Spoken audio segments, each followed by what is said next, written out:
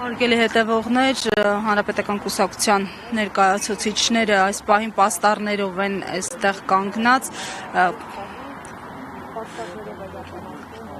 վերջ տալ երկերեսանիությանը եւ կանգնել հանուն ժողովրդավարության, ինչպես նաեւ հայ գերիների վերադարձի համար, նշելով, որ նրանք առևտրի առարկա չեն։ Ձեզ ասում ենք անցնենք այն կողմ, խոչընդոտեք մեր կողմից մեր պարտականությունների կատարումը։ Այս պահին ոնց է դուք եք խոչընդոտում։ Չէ, դուք պասիվ աննազան վարքագիծ եք դասավորում, դա է խոչընդոտի պասիվ բառը իմաստը։ Այս պահին պասիվ եք։ Չէ, տեսակ որ Պասիվ աննազան տեսակ որ վարքագիծ եք դասավորում, գնացինք։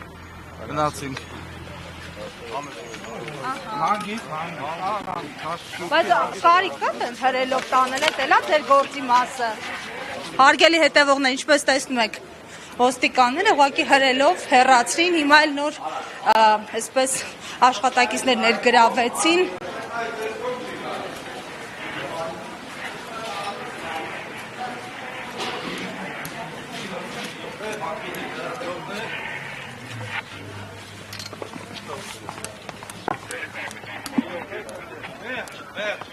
Ով մեկ այդտեղ ներքևը, այլևս ոչ ոք հետ չի գալիս։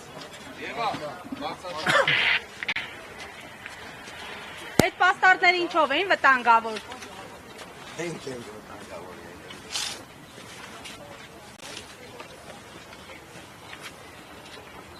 Բոլորը կարծում եմ այս կադրերը ֆիքսեցին, թե ինչպես է մեր հարգարժան ոստիկանությունը ստիպված կատարում Նիկոլ Փաշինյանի խայտառակ ապազգային ռեժիմի հրահանգները եւ խոչընդոտում դեմոկրատական իրավունքների իրագործմանը լուր ակցիային, որովհետեւ այս կոչերը ավելի վտանգավոր են իրենց համար վստահաբար, քան գուցե 1000 հոգի, որ այստեղ հավաքված լիներ, որովհետեւ այս լռությունը, որով մենք բարձրացեցինք այս պաստառները, ավելի խոսուն է, քան 1000 ու մի ճառ, որ կարող է ասվել այս կապակցությամբ։ Եվրոպական միության դեսպանությունը, Եվրոպական միության կառույցները, դեմոկրատիայի օրրան համարվող արևմուտքը, կարծում եմ բարձր կգնահատի Նիկոլ Փաշինյանի ավտորիտար ջանքերը առայն, թե ինչպես է նա ապահովում ժողովրդավարության նվիրված գագաթնաժողովի անցկացումը Հայաստանում։